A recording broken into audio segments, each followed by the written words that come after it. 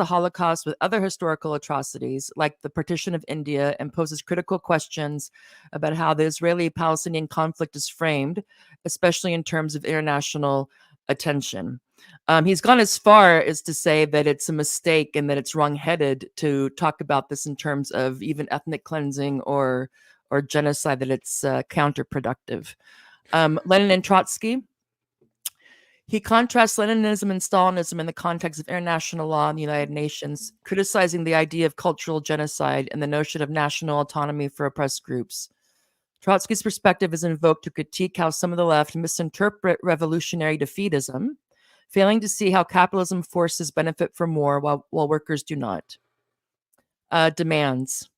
He also criticizes the Palestinian solidarity movement in the United States, focusing on its demands like ceasefire now and defund Israel. He sees these as demands on the capitalist state that mirror liberal reformist activism like BLM's call to defund the police. He argues that these demands play into capitalist politics and fail to advance any meaningful socialist agenda, whether there or here. Last summary. On the topic of genocide, again, he discusses the charge of genocide against Israel, arguing that the concept is being misapplied. He suggests that Palestinians lost in their conflict with Israel and that no amount of protest or refusal to surrender will change that. He critiques the recent Hamas attack as a desperate, futile move and sees Hamas's action as public relations stunt with no real chances of success. Gangster rap, he makes uses that to characterize Hamas as a capitalist criminal enterprise, a racket with its leadership profiting off the misery of Palestinians. He criticizes the left for supporting Hamas, claiming that terrorism, as Hamas practices it, divides the working class and does not align with socialist goals. He emphasizes that Hamas is part of the capitalist system, not a force for socialist change. Lenin again. Returning to Lenin, Cutrone critiques the nation-state system as inherently capitalist and oppressive. He emphasizes that socialism requires international working-class unity, which is undermined by nationalist and religious divisions like those fostered by Zionism and Hamas. And he would say Islamism. It's hard for me to say more broadly.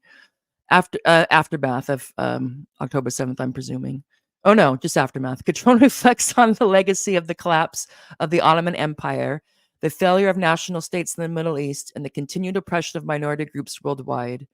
He asserts that divisions among people are rooted in capitalism itself, and until socialism is achieved, these divisions will persist, leading to ongoing conflict and war. So throughout both these articles, he critiques the left's approach to the Israeli-Palestinian conflict and Hamas's role within it, arguing that both failed to advance the cause of socialism and instead perpetuate capitalist violence and division. And I shared with you a video that Cutrone was on. What would we call it? What's it called? Theory Underground. Yeah. And he basically was like, again, that, Hamas are gangsters, Hamas are thugs. They want to control the capital. They want the capitalist, the capitalist booty for themselves. They have more money than Trump. They're real estate moguls, et cetera, et cetera, et cetera. Yeah, and basically the idea that a pox on both their houses. There's for an actual Marxist, there's nothing here to, you can kind of say this is terrible.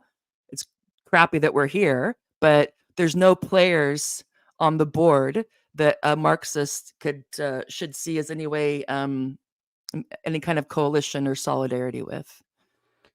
Well, I think we should start with the fact that Chris Cutrone misuses Lenin, and he misuses Lenin and completely and willfully misinterprets Lenin's position on the nation state.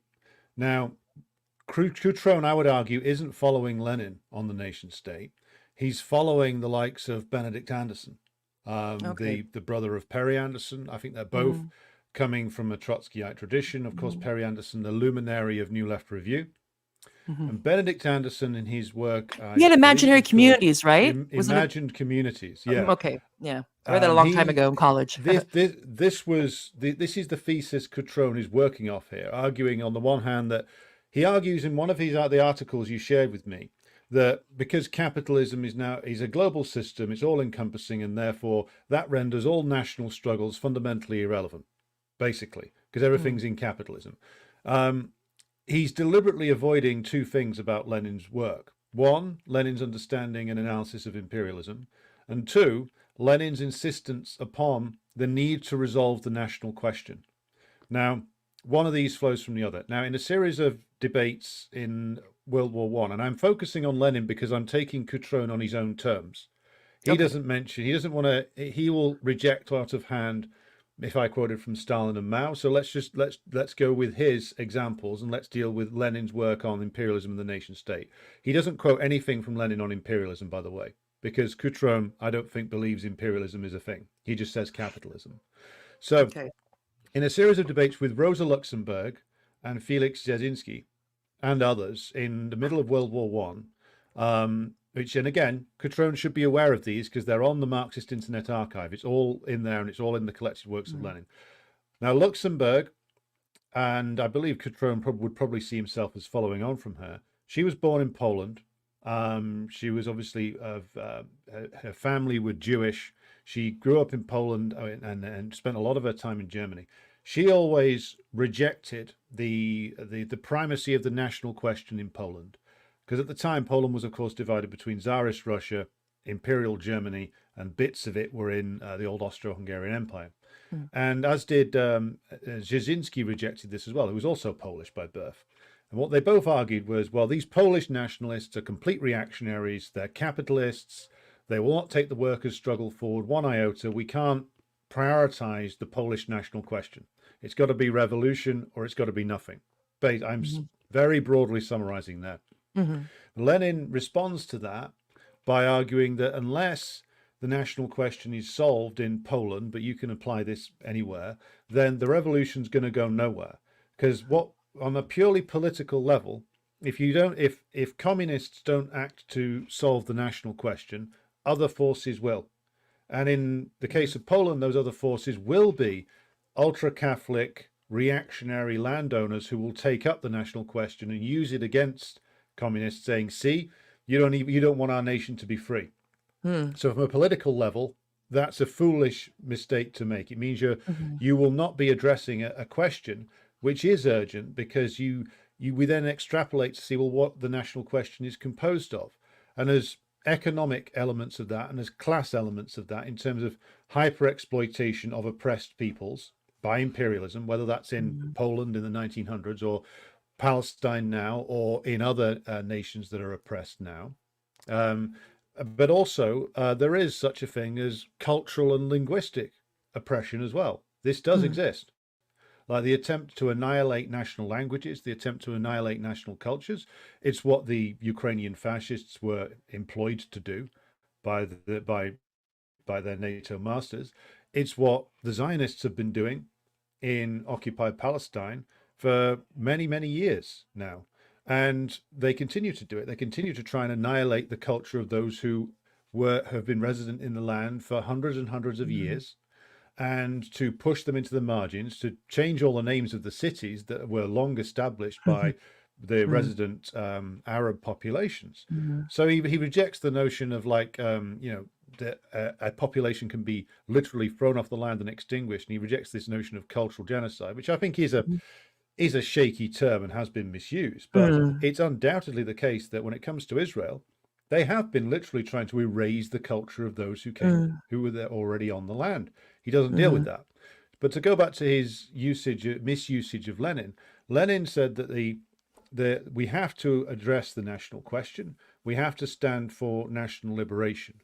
And in that, he carried the day in the debates ultimately against Luxemburg and Dzerzhinsky and Trotsky and others, who all said, no, this is all nonsense, this is all reactionary, it's revolution or nothing. Well, in that case, what you end up with more often than not is nothing. Yeah. Because if you're not going to address that point, if you're not going to address the point that in oppressed nations, it's frequently the case that language is erased, that cultures are erased as part of an attempt to essentially render a population without to have no identity and no sense of themselves at all, then, well, good luck organizing them as a class after that. Hmm. Good luck at doing anything after that. But I don't think Chris is really interested in doing anything here. I think he's interested ultimately in excusing imperialism, which is why he doesn't deal with Lenin's work on imperialism.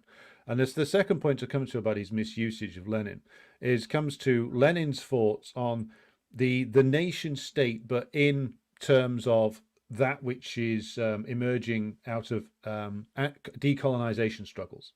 So let's just deal with like the history of the Soviet Union up to 1924 and Lenin's death. In that early part of the Soviet Union, the Bolshevik leaders welcomed an alliance with Sun Yat-sen, the leader of what became the Kuomintang in China. And Sun Yat-sen, of course, the first president of the First Republic of China, not a socialist, not a Marxist, but a bourgeois nationalist, but a sincere one, a Hmm. sincere one.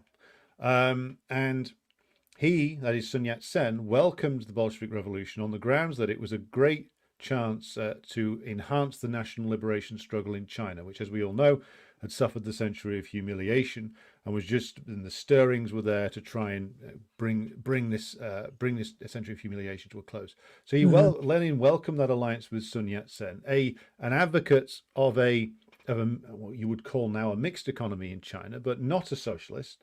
And they said that the Chinese nationalist side and the Bolshevik side agreed that it was a useful alliance to have to Hmm. end the influence of imperialism in China and to drive the imperialists out of China. Now, Chris Cutrone doesn't want to deal with any of that either, because then you have to get into the meat of the issue, which is what Hmm. he's desperate to avoid, which is why is it advantageous to communists or socialists or whatever word you want to describe this as in both the West and the East and the oppressed nations to end imperialism. And again, he avoids this too. Because what is it that imperialism, US imperialism, is getting out of the relationship with Israel? That's the question that has to be asked. Because again, we see all the time now that Israel can't exist without all of this direct assistance from the US. Hmm. So what is this, charity? No, it's not. It's an investment. It's an investment in Israel for the same purposes that the British originally took on board the Zionist movement over 100 years ago. Hmm. It's to have this armed garrison right in the middle of West Asia on the strategically important trade routes that can be used to attack any and every force that tries to push these nations that, as Chris says, used to be part of the Ottoman Empire, tries to push them towards a more genuine level of independence and economic development. Hmm. Um, Chris Cutrone says, oh, well, all of these nationalist movements failed. Okay, well, I would not argue that Baathism or Nasserism or any of the other variations of which that have existed in that region were in any way perfect, but Hmm. they did represent a significant step forward for these countries. Like Hmm. NASA's development, no matter how flawed you might regard it as, like took the industrial, educational, societal development of Egypt forward enormously in the Hmm. period of time when his movement was in power before the capitulation of Sadat, his successor in the later 1970s. Like all the different indicators for life for the working class and the peasantry and for women in Egyptian society all went forward. Hmm. And again, again, he doesn't deal with that, even in like more, should we say, problematic terrain. So such as even Ba'athist Iraq, a country Hmm. with a movement with a very dubious history in some respects, a certain relationship with the CIA, for Hmm. one being one of them. But even there, like social progress under these nationalist forces, however flawed they were, was important. And it Hmm. increased life expectancy, increased educational standards, like increased industrial development, agricultural development, better Hmm. healthcare outcomes, longer life expectancy. If Chris had ever lived without any of those, I don't think he'd be so ready to dismiss all of that. Hmm. Same is true for a nation like Iran. I mean, I've covered this extensively. You mentioned the program I did on bad trot takes on West Asia. Look at same thing's been achieved by some will call it an Islamic revolution, some call it nationalist revolution. Hmm. There are even some who claim it's Islamic socialism. I'm not one of them, but that claim does exist. But again, social outcomes, economic outcomes do matter here. which Mhm. is I thought we were supposed to be materialists, so let's deal with the material, which Mhm. is that life for the proletariat, all of the proletariat, both its male and female side, in Iran now is immeasurably better than it was under the Shah. Literacy levels, educational levels Mhm. have all improved. Life expectancy has improved. Mhm. Industrial development has gone up dramatically. Mhm. Scientific achievements have improved. All these things matter enormously for the quality of life for the Mhm. proletariat. Is the Iranian revolution my choice of revolution? Well, no, because I'm neither a Shia nor any kind of Muslim, nor am I Iranian. But Mhm. the struggle, the Iranian revolution started in 1979. And this is another thing that the Trots neglect. Revolutions aren't flash, bang, Mhm. uprising, over. It's a an ongoing struggle that often takes generations of struggles to actually see how a revolution will turn out. You can quote the famous line from Zhou Enlai when asked what do you think about the French Revolution? He said it's too soon to tell. Yeah. And like same is true for Iran. Like it's too soon Mhm. to tell how that is going to play itself out in the end. That Mhm. is a struggle which is live and ongoing.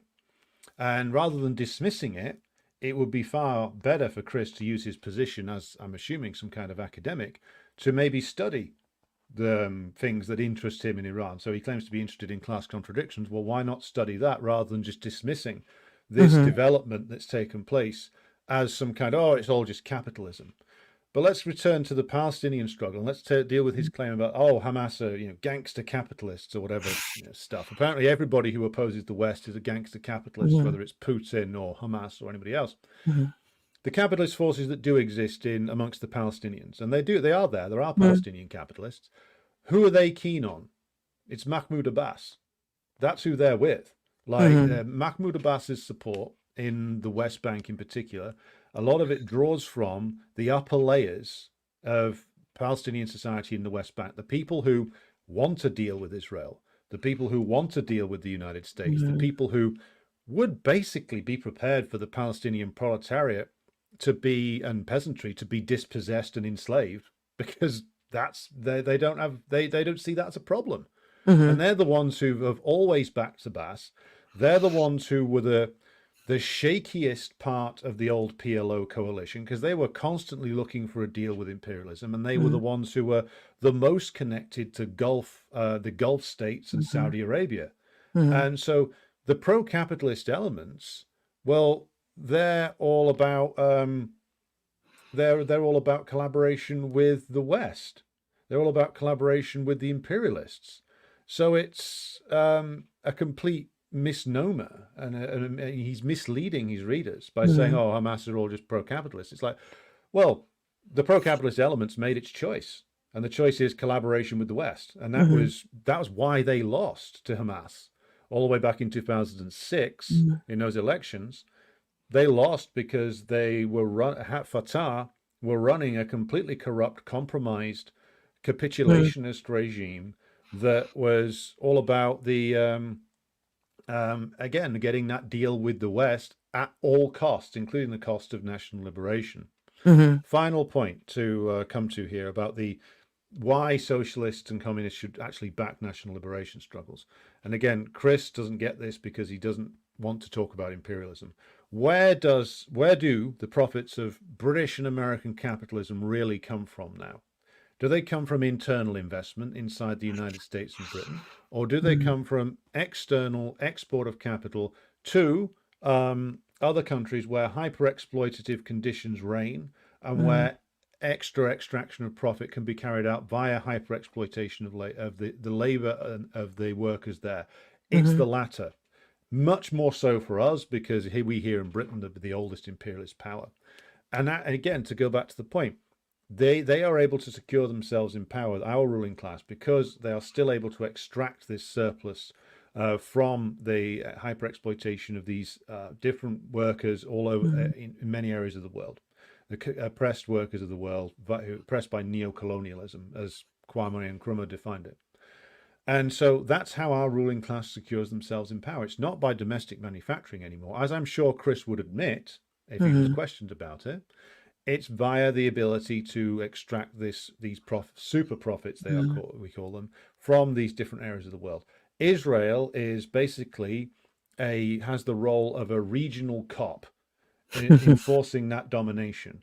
Mhm. And that's why it's so important for US imperialism to retain that.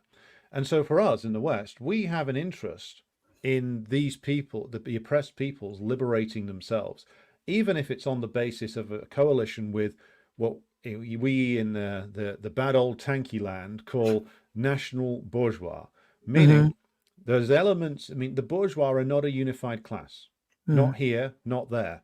They're more so unified here, but in the oppressed nations, there are those who we've just been talking about who are linked to imperialism and have their business interests tied to imperialism. There are also those who, for whatever reason, maybe it's direct economic interests, maybe it's other things, who are of the bourgeois and are actually, in some way, committed to the development of a nation state. And Mhm. at this point, we should sort of say, well, the bourgeois here, to secure themselves and create proper conditions for the development of capitalism, had to create their own modernized nation state. It's what the entire 17th century in Britain was about, you Mhm. know, chasing out the feudal elements, uniting all the different corners of the British Mhm. Isles, making sure that one system of laws governs the whole area, one system of one justice system or a similar justice system, because Scotland's a bit different in our case, that can have, you know, a legal standard which can defend property rights and enable the development of capitalism. Mhm. That's what capitalism needed to grow in Mhm. the out of the 17th century into the 18th century in Britain, in France, and in the United States as well. So why is it then that, and we see where we come to Chris's Trotskyism? Chris, Cutrone, and others don't think that that should be something which happens anywhere else. Trotskyists always say bourgeois revolutions are dead. Well, bourgeois revolutions exist because there's an objective need to modernize the country Mhm. to enable the growth of the economic forces. So you can't grow like a capitalist economy when there's you are in a situation where it's dominated by imperialism, where imperialism reduces countries that are subjected to neo-colonialism to mono economies, just pure extraction of Mhm. natural resources, exporting of natural resources, and you can't develop if that's what you're laboring under. That's why you Mhm. got all those rebellions in the Sahel. So Mhm. to actually develop a stronger proletariat, you have to have a level of industrial and agricultural development which enables the growth of socialism. Like Trotskyites always say, oh, well, Russia jumped from capitalism and semi-feudalism to socialism. Well, no, it actually didn't. There's an extended period of struggle that goes on from like 1921 through to 1930, at least 9 years, where they had to resort to capitalist methods and then go towards collectivization and mass industrialization because they were so far behind. So Mhm. if there's national struggles which free nations from imperialism, which loosen the stranglehold of British and American and French imperialism, then that benefits not only the objective, the development of the proletariat in these countries, and actually would enable a more comprehensive struggle for socialism. It Mhm. also benefits us in terms of our ruling classes is then weakened because their ability to prop themselves up with the profits they extract from elsewhere in the world Mhm. goes down the more that the different countries even get to the stage of just being able to assert basic bourgeois law Mhm. inside their own borders and do basic things such as a more balanced industrial development and a more Mhm. balanced agricultural development. So it's in our interest, if we're serious about the struggle for socialism in the imperial core, to weaken our own rule, to see our own ruling class weakened.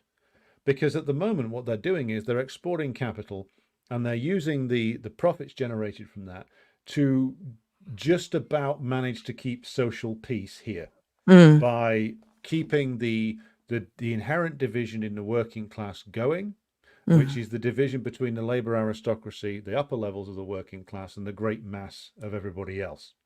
And so we should welcome these struggles to free these not just Palestine, but all the different nations subjected to neo-colonialism as well, Mhm. from the oppression imposed upon them by imperialism, and we should reach out to them and be in solidarity with them in that struggle. Now, and it's not down to us who conducts that struggle. We don't get to choose that.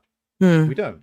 And I noticed that Chris not only rejects Hamas, he rejects the prior generation of liberation fighters. So he rejects the PFLP and all the other Marxist-Leninist groups that existed in the earlier phase of this struggle back in the 80s and the 70s. So they're not good enough for him either, because, again, they insisted that the national questions should be solved. And he says that the October the 7th is a disaster and it won't lead to anything good and the Palestinians have lost. Well, Israel's not looking like winners right now. They're not looking like a winner. They've fought a war for a year and essentially been unable to defeat Hamas. They're now going into southern Lebanon, and they're doing a bad job of, they're trying to defeat Hezbollah, who are much better armed and better prepared, and are losing a lot of men there as well. Their economy's tanking and falling to pieces. They've had the worst attack on them, the Israeli interior, probably ever, even in the wars of 67 and 73. This is they're undergoing a disaster. And he's claiming that they're winning because fundamentally what it comes down to is this. People like Chris don't like revolutions. They don't like them. What they want is to be able to sit there in a magnificent ivory tower doing book reviews and proclaiming every struggle is inadequate. None of it is good enough. And if the class-based movement that he says he wants emerged inside the United States, I will put, all the money in my wallet, which isn't a lot, but at least £10. I'd put at least £10 down as a bet to say that he would reject that. He would find a way to reject that. It's terrible, because this is what Trotskyites always do. And again, I'm glad he's come out and he's openly identified himself with the legacy of Trotsky, because he's carrying it forward in complete consistency with the man himself. And this is the Trotskyite legacy. This is the Western left's legacy as well, which is the systematic rejection of every national liberation struggle, starting with Algeria all the way back in like the late 40s and early 1950s. I bet Chris would have been one of those like Albert Camus, calling for a joint struggle between the Algerians and the French workers. Well, in the case of colonialism, the working class that did exist in places like Algeria and exists now in Israel gets, to a certain extent, cut in on the deal with regard to colonialism. This is an unfortunate thing, but we have to face it if we're going to be serious here. Ever since the days of Cecil Rhodes, who was on record as saying this, Rhodes identified that if we don't cut a small layer of the working class in on the deal of colonialism, if we don't let some of the proceeds go to them, we're going to face real problems. And they certainly did that in Algeria. They certainly do that in Israel. In Israel, you can just turn up if you can claim to be Jewish, get a certificate, and go and claim some land. And if you are identified as being of the right type of person in Israel, meaning someone who is Jewish, your rights even as the lowest paid worker will be higher than those of a Palestinian. So we're not dealing with a class struggle in a sense that you can just say, solidarity, comrades, let's all gather and gather together and chase the same objectives, because objectively speaking, that working class that exists in Israel gets privileges from the oppression of the Palestinians. That's not an arguable fact. It's not something which is open to interpretation. We can just look at the legal codes. Look at like what a standard paid worker gets in Israel in terms of legal rights, and look what the Palestinian worker gets next to him. Even a Palestinian who has an Israeli passport will be treated worse. And so where's the scope for this solidarity movement that's going to unite the entire working class that Chris Cutrone wants to see? Unfortunately, it doesn't exist, because again, this is why we try to practice scientific socialism, because it has to proceed from a rigorous study of what actually exists, not a fantasy version of what we'd like to exist. And this, again, it's the same logic that led people like Michael Harrington, founder of the DSA, to reject, say, both sides bad in the Vietnam War. I mean, that's one of the legacies that I bet Chris is probably quite proud of. But also for Trotskyites to say both sides bad in the Korean War.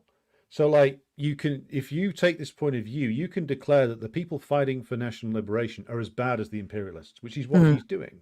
in Yeah. these articles. So I'll pause there for any comeback or further questions that you've got, because I'm aware I've spoken for quite some time. No, thank you. Yeah, there's just a couple of things I wanted to flag because actually I lived in Gaza for 2 years, 2002 to 2004. Not that that means that I'm omnipotent, but one thing that's really irritated me by the things by his commentary is that the people he talks to, no one ever put. First of all, like there's the factual case, then you have the theoretical and the logical, and then the political, like what is to be done, or questions. But it just seems that at least the people that I've seen him talk to, no one ever pushes back on him. He can say the most outlandish stuff Mm, about Hamas, or about for example, saying he also I'll just say something that you think would give somebody pause. mm, So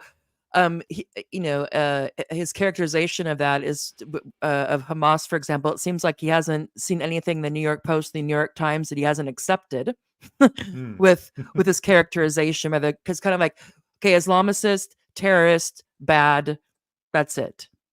And it's Yeah. like, well, okay, it's a very partial, undialectic, unhistorical um, a consideration of this group and the broader resistance movement that's there, is for one thing. Not that you can't find, um, uh, you know, you know, yeah, I have no idea how many billions of dollars, if the upper echelon of Hamas is raking in the dough or not. And in a way, it's kind of beside the point, because my understanding is that in Gaza, for example, what he would call the bourgeoisie, the landowners or whatever, the people who weren't refugees, they far and away were Fatah supporters or members of Fatah. Hamas's base has always been the refugee camps, the poor, and I guess what we would call the more working class um, echelons of that area. No appreciation of that. And he would say also, for example, when he talking about imperialism, and he kind of will, we all straw man to an extent, but the idea that he's saying, okay, we have the left now, especially the younger left, who are like, okay, we have to go and be in solidarity and protest Israel because settler, it's a white settler colony, and that's always bad. They're the occupier, um, and Western imperialism. The idea that he wants to characterize that as the left saying the biggest obstacle to pursuing socialism in the Middle East is Israel. And he Mm, would say that actually it's Islamists. So when he used Iran as an example in the one video, and he mentioned something about how the reason why the secular or socialist movement in Iran failed wasn't because of the West; it was because of Islamist reactionaries. And I thought, well, okay, well, that's one. So I would just like, so I'm kind of rambling on. So I say is this what I find with him is that um I don't know where he gets, and one thing I would ask him is like, where do you get this information from? So your characterization of Hamas and of Palestinian resistance groups in general, where are you getting this information from? I'm just curious.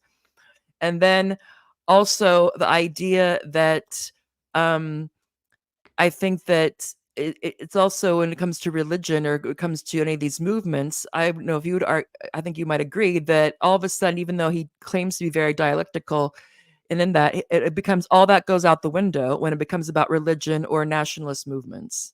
They're mm. the same, Well, I mean, and to be dismissed, or you yeah, know. he wants to dismiss it because he continues Trotsky's tradition of like being a cartoon Jacobin, which is like taking all the anti-clerical slogans from Europe, in the 18th and 19th century, principally that were directed at like the established church, and applying them without analyzing the situation to West Asia. Mm, And the problem with that is that, again, you're not investigating the facts before you're drawing your conclusion. He already has his conclusion. The facts mm, don't matter. So, well, let's talk about like Islam and the West Asian region. because like you can't just label like all these different disparate movements Islamist, which by the way is a term like that was dreamed up by like Washington and London reactionaries to justify the various wars of the last 20 years. There's Yeah, is this a different softer? forms. Is this a euphemism for terrorist? I think. Yeah, basically that's what it's meant to So, trigger in the mind of the listener. hmm. But what is the nature of these different movements? Now, the nature of like Hezbollah is that it was a movement of the dirt poor Shia population of South Lebanon that arose specifically in response to an Israeli invasion and occupation. And that's where its base is. That's why it's so strong, because it's a mass movement of the poor agricultural and urban working class in Lebanon. That's where it comes from. And it emerged because, to be blunt, the Arab left was either destroyed by the actions of imperialism or destroyed itself through its own internal failures. That's the other part of this. And so where the left is destroyed or fails, and yet there is still an objective requirement for some kind of resistance, which I know Chris wouldn't agree with. There is still a requirement for the nation of Lebanon to be freed from imperial domination. There is still an objective requirement for the Palestinians to continue their national struggle. So where that requirement exists, something will fulfill it. Now, if that's not Palestinians or Lebanese left or either Arab left, then they are going to gather around some kind of hub of resistance. And in that case, the only place that's left for them is the mosque and is the movements that emerge from a religious background. And now, I'm sure that people like Cutrone will say, "Oh, well, Hamas was created by the Zionists and stuff like that," which isn't true. But let's just roll with this conventional explanation for a moment, because it is true that at a certain point, like the US and the Israelis thought, well, if we can encourage the growth of Hamas as an alternative to the PLO, that will give us a bit of an advantage. Yeah, What divide and happened? conquer. Yeah. Yeah, very very simple stuff. What happened And was also the they needed a more scary opposition, yeah, because if you had the PLO that was becoming a bit more, was a bit too palatable and people you have pictures of Arafat with various leaders and celebrities and do-gooders and whatnot. They needed yeah someone to be, look, we would love to negotiate, but we can't deal with these people. They're, yeah they're irrational, but they're all crazy, figured in. etc. But the problem with that is like no movements don't stay the same as time goes on. Through struggle, things evolve. Nothing is just stays constant, except Trotskyism. Trotskyism is constant and never changes. But like Hamas, because like, as you said, it is rooted in the refugee camps. It does it comes out of the youth who have been dispossessed, who have only ever known dispossession. And as to this like absurd like meditation that he does, and the cult of martyrdom and all that kind of stuff, like the by the way, the first suicide bombings in West Asia, I believe, they were done by secular socialists, actually, in response also to the occupation of Lebanon by Israel in like the early 1980s. So the religious people didn't invent this concept, and there's an argument to say it was done even earlier by like certain anarchist bombers in like the early 20th century. So this idea that it's a religious concept of martyrdom is inaccurate.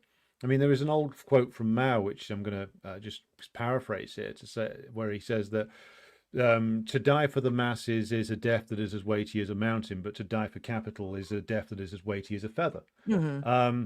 Meaning that, I mean, I don't know, of course, what goes through the mind of those men who go off and do like commando operations for Hamas, but it seems a fairly similar thing that motivates them to that which motivated the earlier generation of nationalists and communists, which is that to sacrifice oneself for the idea of liberating your nation is something that at certain stages people will embrace because they see themselves as part of something which is much much bigger, which necessitates a certain level of sacrifice. That's true of bourgeois revolutions back in the day. It's true of the English Revolution. It's true of the American Revolution, the French Revolution. The levels of suicidal heroism attached to all of those things that happened during that time. Now, what he is rejecting, I think, he's not the concept of like religious martyrdom. He's rejecting the concept that you could ever wish to, or anybody would ever get to a point where they would be prepared to sacrifice anything for a wider cause. Mm. I think that's what, it's not just Chris Cutrone that rejects that. I think the entire Western left rejects that.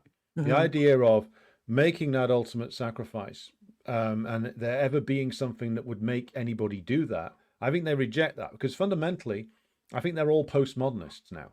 They're all postmodernists. I mean, you and I have touched on this before in previous discussions on other subjects, but I think they are all postmodernists. They don't believe fundamentally that there will be any kind of movement, even of a class nature, which he says he wants, that would make people willing to undergo that level of sacrifice. Because and I've said this on my own program many times, imperialism, whether home or away, will extract an incredibly heavy toll for you removing it from a particular area. Again, we can only need to look at the histories of the liberation wars after World War II, like 1 million Algerians being killed inside a decade, which is astonishing numbers. Like 3 million Vietnamese, at least about the same number of Koreans, countless people killed in Madagascar, countless people killed in Kenya by the British, Malaysia by the British. And like, well, why do these people then, we should pose this to Mr. Cutrone, why do those people, how are they able to endure that sacrifice? How? Because if it was the case that Hamas were just a bunch of gangsters, as he claims, who just had a gun to people's heads, well, again, you don't even need to be a Marxist to work this out. He should remember his Machiavelli, like, better to be feared than loved, but better to be, but always strive to not be hated. Because you can't just make people go and sacrifice themselves by putting a gun to their heads. Like in the end, the motivation collapses, as you're seeing now in Ukraine, by the way. That's what happens when all you've got is driving people to the front with a bayonet in their backs. So why did 1 million Algerians get killed and the struggle continue? Why did they not give up? Why did the Vietnamese not give up? Why aren't the Palestinians giving up? Because they have come to see the need for this liberation as a vital requirement that without which that they cannot continue living in the old way, which is what, if Chris had read his Lenin properly, he'd know Lenin's definition of a revolutionary situation, part of which is that the masses are refused to live in the old way, and the ruling class cannot continue to rule in the old way. Well, in that case, you've got two parts of a revolutionary situation in West Asia right now. The masses are refusing to live in the old way. The ruling class cannot continue to rule in the old way. And so that pushes people to an extent where life becomes so unbearable that many make maybe it's conscious, maybe it's unconscious decision that a sacrifice is worth making to free ourselves from this immiseration. Because that's what the Palestinians were faced with, which is not joint struggle with the Israeli working class. The Israeli ruling class and the US behind them know very well how to keep things in order in terms of giving certain privileges to certain layers to make sure that kind of unity cannot come about. So what they're faced with is dispossession, immiseration, and living in a high-tech prison. Now, if I was 20 years old and I was faced with that, I'd think that taking my chances in a gun battle with the Israelis was a good decision, because what else do you have? Is your entire life going to be 2 miles? Is that it? Well, if I got his thing right, he was saying, because this is what's I thought was kind of funny, is that he actually said that I'm not taking most of the left will put themselves in the position of Israel and basically try to ask, like, what can they do better? What should they do differently to be, nicer or whatever it is? And he's like, no, I put myself in the position of a Palestinian. And I was thinking, really? And basically what he's doing is like, if I, like him, Chris Cutrone, found himself to be in Gaza, what would he do? He's not really run away, trying to intuit what it would be like. But it was this thing, like, it's really not a prison. It's really not this. Yeah, there's difficulties, but better that than to be dead or bombed. And basically saying, like, better to be a slave than to be exterminated.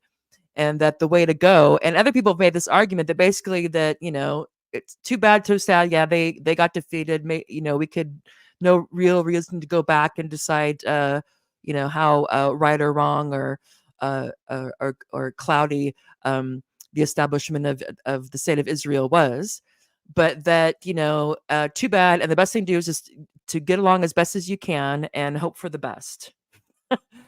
And I was like, well, all right. I don't know which Palestinian he is basing that off of. And also this thing that that I also thought, so I just thought that was kind of, I wasn't buying it. I was like, really? And also it's this kind of thing, like, who is you? It's this chauvinism thing, like, who are you or anybody outside of there really to decide what was acceptable or not?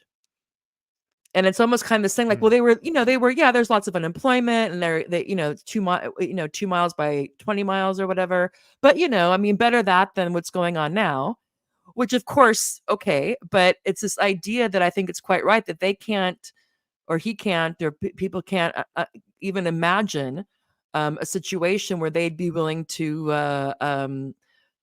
take up arms against the enemy and be killed themselves for doing it.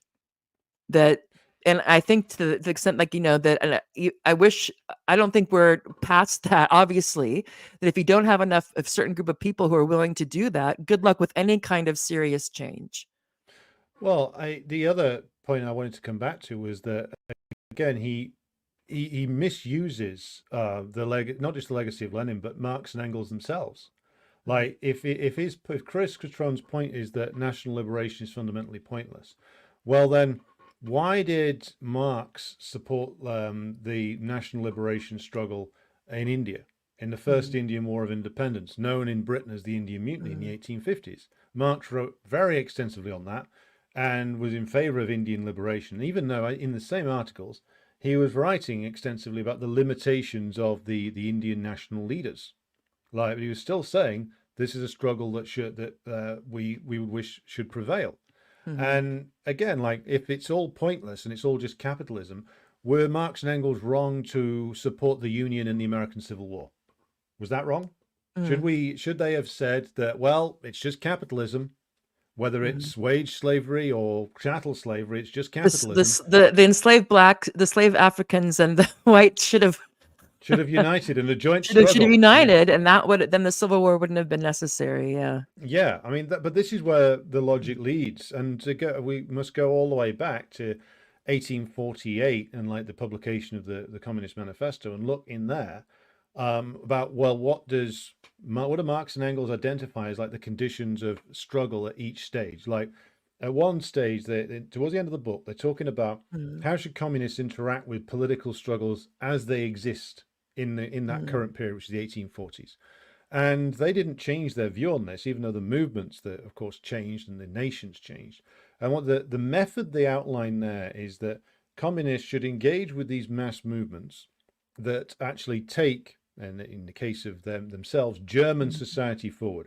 So side with the German liberals, German liberal bourgeois, against the feudal reactionaries, on the grounds that would be essentially helping to chase out the feudal remnants, help develop the productive forces, help the forces that were pushing towards ultimately German unity, in the full knowledge that they were limited, in the full knowledge that that struggle was not going to lead magically to the liberation of the proletariat, but it was an important step in terms of progress.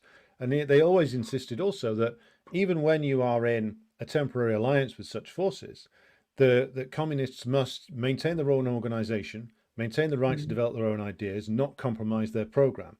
But if you can reach an agreement with a certain political force on the certain areas that will take a vital struggle forward, then you should do so. So that wasn't something that was even invented by Lenin or Mao or Stalin. That's right there at the very beginning of the Marxist tradition, that method of struggle. And again, he completely ignores that. He completely ignores the legacy of Marx and Engels supporting, for instance, the liberation struggle of the Irish, which I'm sure Chris would also say was pointless. So to get to the point where he is, he needs to basically like bastardize Lenin, completely ignore all the work done by Marx and Engels on the liberation struggles of the 19th century, and of course call everything else that happened bad Stalinism in the 20th century. And another point, he mentions at one point how useless BDS is, and he makes some sort of sordid joke about BDSM and stuff like that. And then maybe giving away something, I don't know. And then he starts talking about South Africa and saying, "Oh, well, it was useless in South Africa. That wasn't what liberated the South Africans." Now, it's true that the defeat of the apartheid regime was the work principally of the South African proletariat itself, because in those times, I think it was 99% or so, or around about that, of the Mhm. South African proletariat was there was the black Mhm. population. Race and class there in Mhm. those times were almost exactly synonymous with each other. Mhm. So it was their militant struggles from like the 50s through to the late 80s, which eventually uprooted the apartheid system, made it ungovernable. Part Mhm. of that was the armed national liberation struggle committed by the ANC's armed wing, Umkhonto we Mhm. Sizwe, which included bombings, it included gun attacks and gun battles with the South African Mhm. security forces. Another part of that was military defeat in Namibia. Mhm. Defeat by who? Namibian forces, Angolan forces, but also backed up by Cuban Cuban internationalist forces sent by the Cuban government to aid in the national liberation struggle of what was then Southwest Africa, formerly German Mhm. Southwest Africa, given to the Union of South Africa Mhm. by the British. And it was the white-led forces of the apartheid regime losing to a coalition of Namibians, Angolans, and largely black Cuban soldiers, which was Mhm. a huge disaster for them in terms of their projection of their supposed superiority, which, of Mhm. course, we know from Frantz Fanon's work is vital to colonialism's Mhm. survival, is the projection of technological, civilizational, and racial supremacy. And if you take that away from Mhm. them, it all falls apart. So Mhm. I'm sure Chris Cutrone would dismiss this as, I don't know, Soviet imperialism or bureaucratic capitalism or whatever the hell he would call it. But it was military defeat and disaster Mhm. combined with armed struggle, combined with mass resistance and uprisings by the black working class at home, came together to destroy the apartheid regime. Yes, Mhm. boycott and divestment movement didn't bring it down, but it Mhm. did start to damage the reputation of the big South African mining Mhm. companies, and it did force people, organizations like Barclays, to at least stop doing business with them for a little while because it was damaging their reputation. This Mhm. isn't, no one claims that boycott and divestment is what brought down apartheid. That's a silly claim. Mhm. But it played a role in the ultimate isolation and defeat of the apartheid regime. And Mhm. who was on the apartheid regime's side right up to the bitter end? It was Israel, right there Mhm. with them. And they were allies for a long, long time, right up to Mhm. the end. So again, like everywhere we turn to actual liberation struggles, Chris Cutrone's so-called rather tortured logic, it just falls to pieces when you Mhm. look at real world struggles. But that's Mhm. why he has to retreat into a world of what he would call pure class analysis, Mhm. because there you can live in a fantasy world which involves you creating fantasy versions of all the things you say you're actually in favor of, including Mhm. Lenin himself. Yeah, and you've already touched on this, and I want to flag it towards the again that I was kind of surprised when it was just, well, it's bourgeois, it's reactionary, it's this or that. I'm thinking, well, again, I don't know if where uneven and combined development comes in, but I was like, you have, like you said, it's like you have to deal with the situation as it is with the forces and the players that are on the board, and make the best decisions that you can. We none of us have crystal balls, or perhaps he does, or crystal ball, crystal balls, as he does. Um, but it was the idea that somehow, again, like, why wouldn't the national bourgeoisie with connections uh, in the area be always almost preferable to imperialism, where you don't have any real control at all for the development of your country. Mm. Well, this is the point. Like at least with the national bourgeois, those who are interested in actually in industrial and agricultural development, to the point where at least the nation becomes not just a mono economy, an extraction Mhm. economy, where at least there's money brought back in to develop it. You know, Mhm. where at least if you're dealing with them in terms of the class struggle being against them, then you're dealing with an enemy which is at least based in your own country, principally, rather than having to deal with an enemy which takes all of the wealth and then extracts it and takes it to London or New York or Paris or Berlin.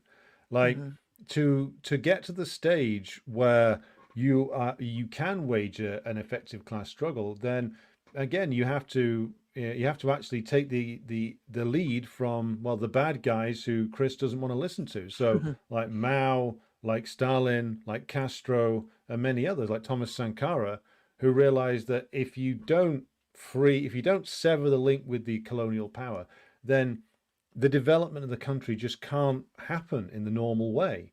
And like you see this now, like in the long struggle in places like Nicaragua and Venezuela. Like there's a reason why that struggle's taking such a long time. One of the reasons is because they have to free themselves, go through this long process of freeing themselves from U.S. imperialism, including, of course, isolating and defeating the comprador elements, the elements in the ruling class which are tied completely to U.S. imperialism, who do all their business with U.S. imperialism, who have villas in Florida that they want to escape to if things go wrong.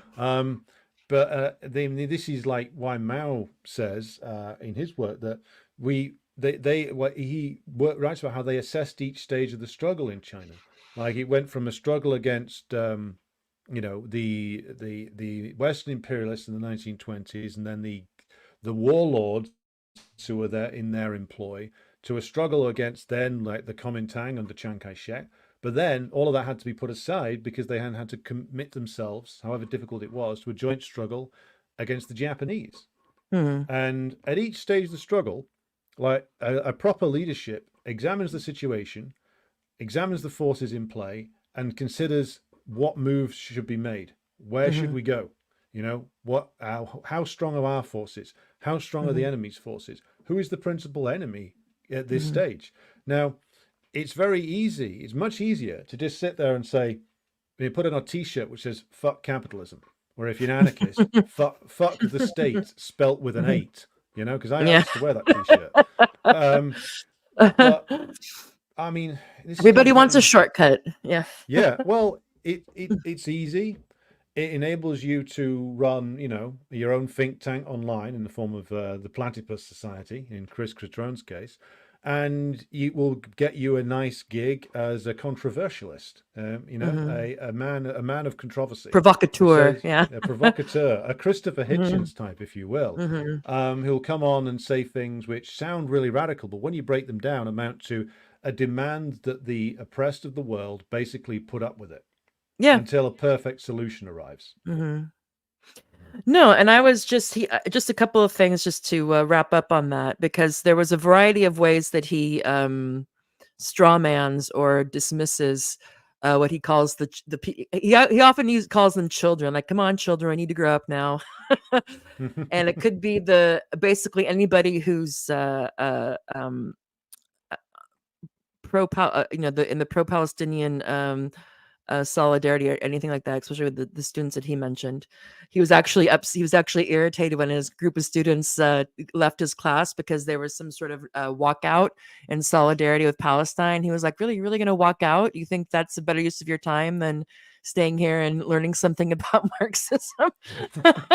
Which may run out, but basically dismisses as third worldism, the idea, and I think that this comes into the fact, I've heard him say this before, that it's kind of like this, he would consider us fantasists, be like, this idea that over there's something going on, there's somebody fighting the fight, there's someone standing up to the man, whatever, and we should support them, even though what we're supporting is just them, supporting them to die for nothing, is basically the argument he's almost making, because he's decided, or he's quite clear, that he knows how this is going to end. It's not going to end in any way that's favorable for any Palestinian. So basically, anybody who's supporting this in any way is basically supporting needless death. Even if we can, no matter how we want to rationalize it to ourselves, because they're the occupied, so we have to stand with them, or we're against settler colonialism, or whatever it is. So there's that part. because of all his other expertise, he's also a military strategist expert, Yeah. Well, so apparently. so was Um, Trotsky, you know. yeah, and also, what I want to end on with that is that this notion that that either the revolution happens in America or it's not going to happen, and I think this is his beef, or that side's beef, with the people who want to pay too much attention to what's going on in China. And he would say somehow kid themselves that what's going on in China is actually the vanguard, or the is actually going to lead to so any kind of socialism that isn't just nominal. And he also thinks that this people that we're convincing ourselves of multipolarity that's also still a fantasy. And I was Hmm. wondering if you want to touch upon any of those things. So this dismissing as third worldism, we're just we may think we may have noble, the path to um 100,000 more Palestinians being killed is on our shoulders as well, because we're supporting people to die for no reason or to be bombed for no reason, and that we're kidding ourselves. We think that someplace else outside of America can be like the vanguard for any kind of meaningful socialist revolution. That the U.S. will, in the end, still can crush anything in the periphery, and that we should accept that. Well, I'd ask Chris, why was it that the US didn't win in Vietnam? You know, if you can crush anything, why does the DPRK still exist? If you can crush anything, why didn't they march into Iran in 1980 Mm-hmm. and crush that? Why did they get their hired goon Saddam Hussein to do it for them? Mm-hmm. If they can crush anything, why aren't they winning in Ukraine? You know, why are they getting Ukrainians to die in gigantic numbers for them? Why didn't they, as I think it was Scott Ritter suggested it in an interview I did with him 2 years ago now. Mm-hmm. He said, well, if the US was not scared of Russia, why didn't they just stick the 101st Airborne in Kiev and say, come on, we dare you? They didn't do that. They hid No. behind the Ukrainians. Mm-hmm. And so this idea that the US is immortal, I've seen this from many people in the West. I think it's more of a desperate affirmation that they tell themselves, because Mm-hmm. it's not immortal. I mean, to go back to Mao quotes again, when Mao said US imperialism is a paper tiger, what did he mean? He meant that its strength, whilst not illusory, was much weaker than it appeared. Why? Because the link between the American ruling class and their own masses was much weaker than it appeared to be. And that has been the case, especially since Vietnam. And that's why, of course, they did away with the draft, because they're terrified of internal revolts. And so the wars they wage have to be kept away from the American masses. They have to be isolated as far as possible. The Mm-hmm. number of people who do military service in the United States is like less than 1% of the population. It's a tiny number, largely in isolated communities and very poor communities in the Mm-hmm. terms of the rank and file. So if they're unafraid, and Mm-hmm. if their triumph is inevitable, then why are they losing everywhere? And to go back to the other point that Cutrone makes about, well, it's got to happen in the United States or it can't happen anywhere. In the end, like there is there's a slither of truth in that, which is that Mm-hmm. the US imperialist system can only really in the end be ended internally. It can Mm-hmm. only really be ended by the American worker. Now, but that doesn't mean that what's happening with China and BRICS and all the other emergent multipolarism doesn't matter, because that's draining the ability of US imperialism to extract wealth from other areas of the world, which is Mm-hmm. making the inevitability of revolution inside the United States speed up, because the system's in deeper and deeper crises. Somebody who actually had studied Marx and had studied Lenin, and as Chris claims to have done, would understand those points. But Mm-hmm. he is a transparent chauvinist, because he's got this idea that he's got the same view of America that John Bolton does, or that or that Victoria Nuland does, which Mm-hmm. is that if it's not happening in here, if it's not here happening here, it doesn't count. Mm-hmm. Well, history of the last 100 years has already disproved that. Like, the direct colonialism now is not possible. You can't do it anymore. The examples of national liberation struggles stemming from the Russian Revolution, the Chinese Revolution, have basically rendered direct colonialism, direct military occupation, to be Mm-hmm. impossible to sustain. It's why the US failed in Afghanistan. It's why the US failed in Iraq. It's why Israel is falling to pieces now. And so if Chris is serious, then well, then he should commit himself to helping to organize the U.S. working class in a revolt against U.S. imperialism. Certain people in the U.S. are trying to do that now, but I bet he rejects them as well, as I said before. Because again, no, the Trotskyites will never find a struggle that the masses are willing to invest in that they can't find something wrong with, and Mm, so it will remain. mhm. Yeah, no, thank you. So, let's see. We've been going, yeah, for over an hour now. Thank you very much, Alexander. I appreciate you coming on and giving us your take on Cutrone's bad trot take. Hmm. And it seems that also it's clear that and people can make up their own mind. Let's be fair and balanced for a second.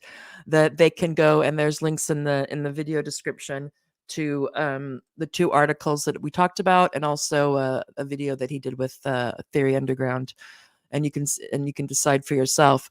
But I think it's also just as a word to the wise, and that you also speak with a lot of authority, which is great. But to always try to keep in mind, I'm not telling you, but just to the audience, um, that that just because someone's talking a good game doesn't necessarily mean that it's the that it's that it's that you should buy into it wholeheartedly. Because I can say for I'm quite clear that the factual case that he seems to be implying is quite partial to have the nicest characterization, and that I had a feeling that the his argument about anti-imperialism is not Marxism was a bit overdone. And so I really appreciate you coming on and going through that in such detail. How actually you can, if it's what you're that a Marxist can apply a Marxist analysis to these situations, and that there's political avenues that follow from that aren't just stepping back and being like, nothing for us here. Nothing for us to comment on, um, or anything like that.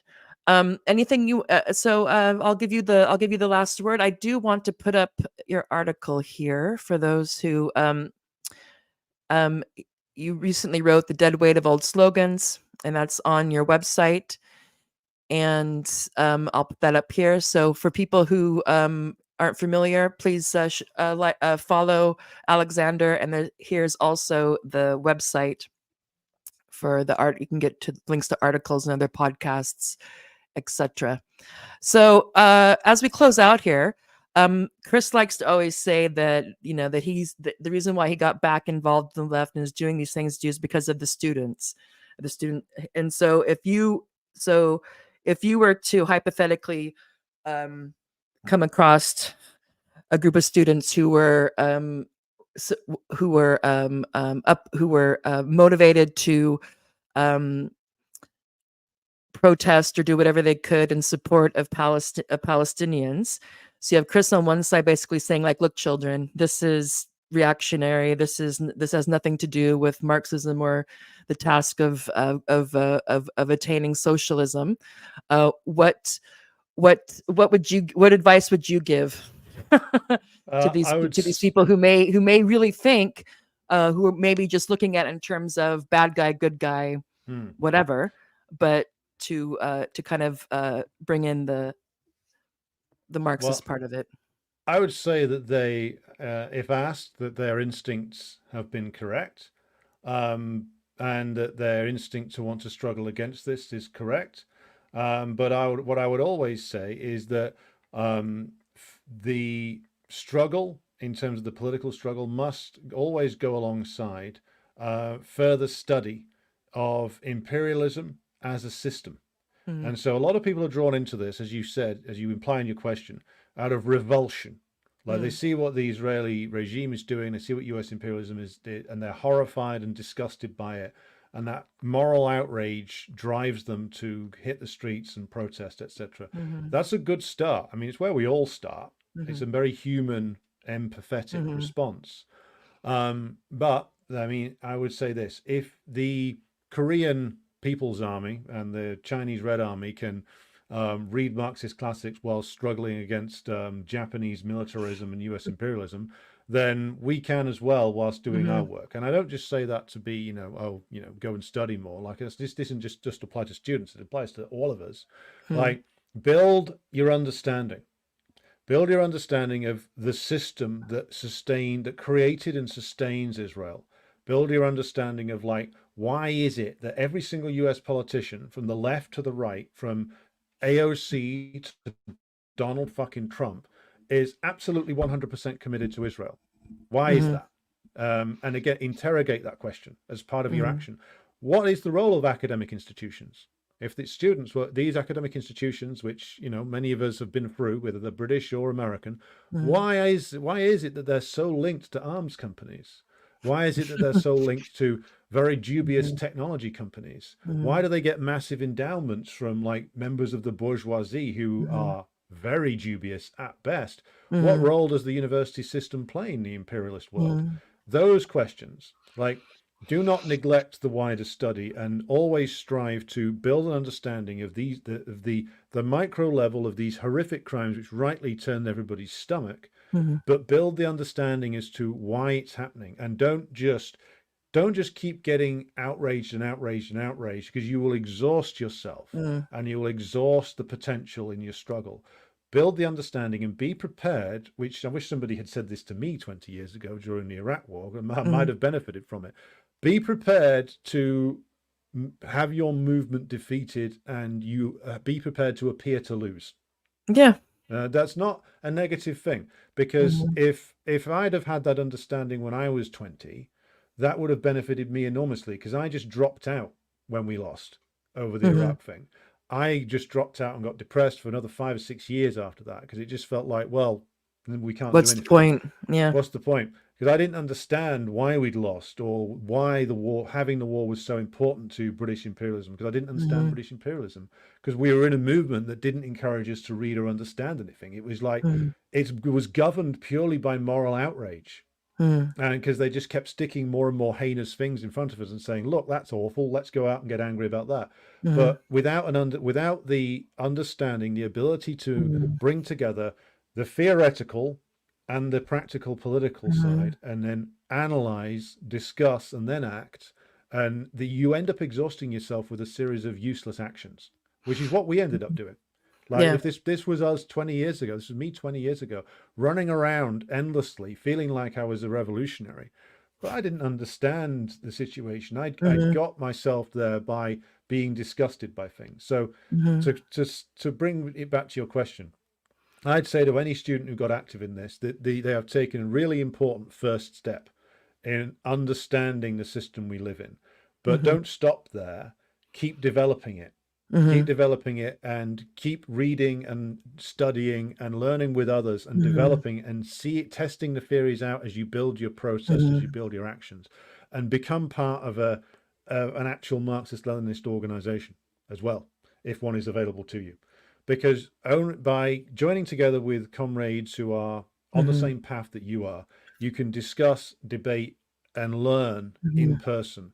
And that's vital, because if you just sat on the internet, again, in the perpetual outrage machine, again, you're going to go mad or get exhausted. So, important first step. Chris Cutrone is a sneery idiot, but we must always say to people that a first step is just a first step. And it is part of this, what will be hopefully a lifelong participation in this struggle that these younger people are entering into, that necessitates an awful lot of hard work to build a proper understanding. And again, we're all still learning too. That's the point. And I just want to jump in to say that, as you've already eloquently done, that we have to realize that maybe it's particularly harder for the younger generation with everything being so immediate, that this isn't a sprint. This is like a marathon. It could be the things that you participate in, and the kind of learning through failure and picking yourselves up again and making a record of that. We may not see the best fruit of that in our lifetime. It could be later on, but and not necessarily the idea that hope for the best but expect the long haul. or else it gets very, you just are like, Jesus, they're just going to keep on doing it. They're just going to keep on lying to our face and pretending that this quote unquote rules based order isn't totally a hypocrisy, all these things. And yeah, I totally agree. So I'm gonna that's on my to-do list to join a Marxist Leninist group. Um, Well, maybe I'll join yours, Alexander. we have one available for you right now, Tara. I can afford the £5 a month so far. Anyway, thank you so much. Please do, everyone, check out Alexander's site, his organization, and I hope to have you back on. We always benefit from it. Um, I see that we have lots of comments. I actually have to check off because my kids are coming home soon. I don't know if you want to go through the comments at all. I think most of them are probably for you. Or how we would even I do that. Can you even see them? I can see them, but as it's your stream, when it closes Mm. down, it'll make them disappear. So Yeah, I mean, well, I can just go off the camera, and if you can put them up on the screen, or if you want to go over them, I'm fine to leave it going on live, but exiting from it in about five well, minutes. well, But it's up to you. I have to hit the road as well. So Okay. so what we could do, I mean, the system does record them, so Yes. we could come back at another time and go over them if you're up for doing that. Okay, yeah. So everyone who's tuned in, thank you. Hmm. Normally I would stay through because I love getting the comments and whatnot. Even if Alexander had to dish dash, I would try to do what I could to interact with them. But great, what I'll do then is I'll go through them and I will group them, and then we can have a follow up where we can go over them together. I'm guessing most of them will be in response to what you've been offering us. So we'll do that then. Yeah, So that'll everybody, be good. don't despair. Hmm. Not that you are, but I will go through the comments, and Alexander will come back, and we'll do a debrief on All this. right. Thank you so much. I really appreciate it, comrade. Thanks, Tara. Good to Uh, talk to you. you as well. See you next time. See you now. Bye. All right. So again, here's Alexander's details. You can follow him on Twitter, Marx Engels Lenin Institute.